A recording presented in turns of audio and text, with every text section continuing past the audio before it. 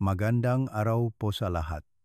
Ako po si Dr. Renato Bagani at sa araw na ito, ating tatalakayin ang paksang ang sikreto ng ube, kailan ito gamot at kailan nagiging lason. Bilang isang doktor na may 35 taon na karanasan sa pag-aral ng kalusugan, nais kong ibahagi sa inyo ang isang napakahalagang kaalaman na hindi lang tungkol sa pagkain, kundi tungkol sa pakikinig sa sarili nating katawan. Mga kaibigan, kapag pinag-usapan natin ang ube katumbas ngang kumay o huwayson, tatlong bagay ang dapat nating tandaan. Ang katangian nitong katamtaman, ang lasa nitong matamis, at ang epekto nito sa palispleen, bagalungs, at bato, kidneys. Ang katamtaman ay nangangahulugang hindi ito mainit at hindi rin malamig sa katawan. Ito ay parang isang mahinahong kaibigan na hindi nagdudulot ng biglaang pagbabago.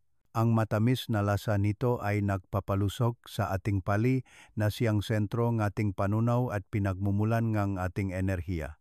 At ang bisa nito ay direktang pumupunta sa mga organong nangangailangan ng tulong, ang pali para sa panunaw, ang baga para sa pahinga, at ang bato para sa pag-iimbak ng ating sigla.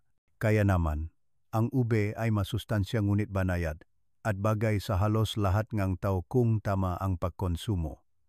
Ngunit, hindi totoong may mapartikular na pagkain na bawal isabay dito. Ang tunay na kalaban ng ube ay ang tinatawag na labis na damnas o panlup na lamig-singaw sa ating katawan.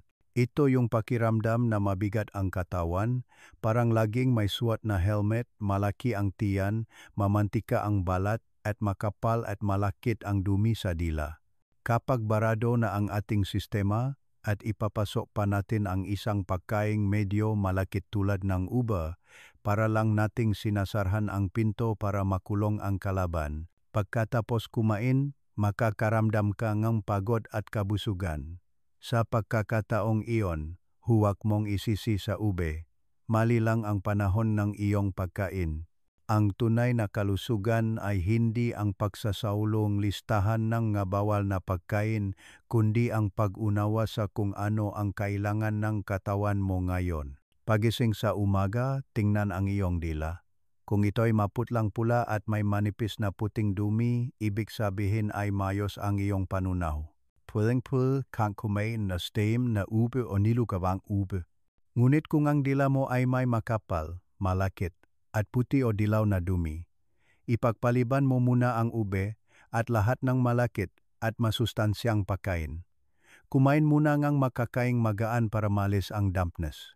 Pagkatapos dumumi, silipin mo ang resulta. Kung hugis saging na saba at hindi dumidikit sa inidoro, magaling.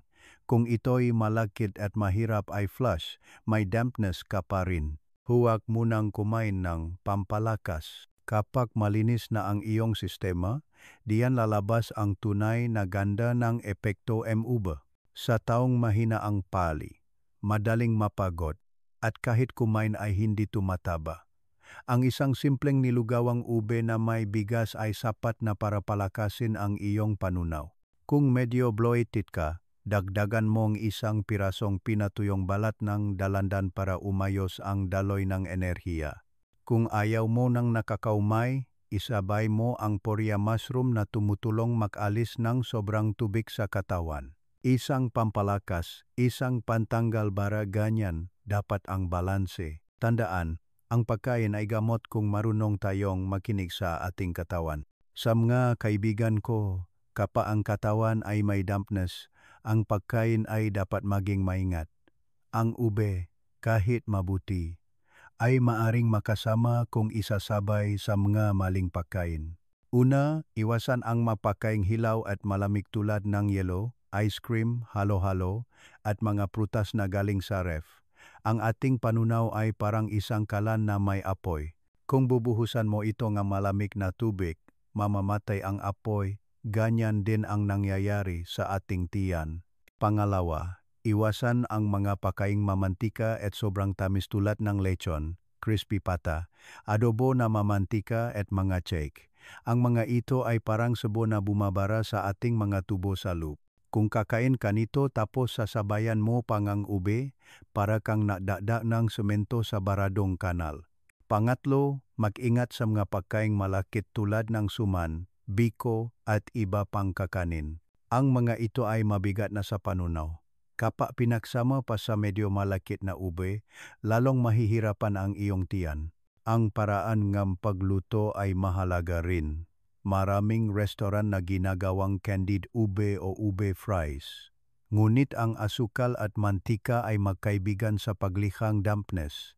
Kaya sa panahong may dampness ka, hayaan mo munang magpahinga ang ube. Kung kakainin mo man ito, piliin ang simpleng paraan, ay steam o gawing lugaw.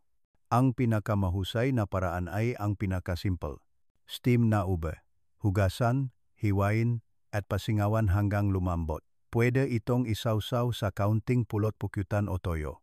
Napanatili nito ang lahat ng sustansya ng hindi nagdudulot ng dampness.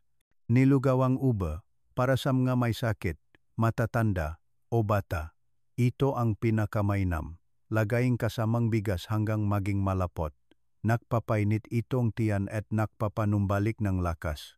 Ube na may kasamang adlay. Kung ang dila mo ay may dilaw at malakit na dumi tanda ng dampness na may kasamang inite, ito ang perpektong kombinasyon. Ang ube ay nagpapalakas habang ang adlay ay nag-alis ng dampness. Mga kaibigan, ang pag-aalaga sa sarili ay hindi mahirap. Kailangan mo lang ng 1 minuto bawat araw para makinig sa iyong katawan. Bago ka magpasya kung kakain ka ba nga ube ngayon, gawin mo lang ang 3 hakbang na ito. Tingnan ang dila, silipin ang dumi, at pakiramdaman ang katawan. Ang dila ang salamin nga iyong tiyan, ang dumi ang resibo nga iyong panunaw, at ang pakiramdam mo ang pinakatapat na ulat tungkol sa iyong kalusugan. Ang tunay na karunungan sa kalusugan ay hindi ang pagsasaulo nga bawal na pagkain, kundi ang pag-unawa sa sarili mong katawan. Ang ube ay isang halimbawa lamang. Ngayon, kung bagay ito sa iyo, ito ay gamot. Bukas, kung hindi, ito ay pabigat. Ang mahalaga ay kung may sapat kang pakikinig para malaman ang kaibahan.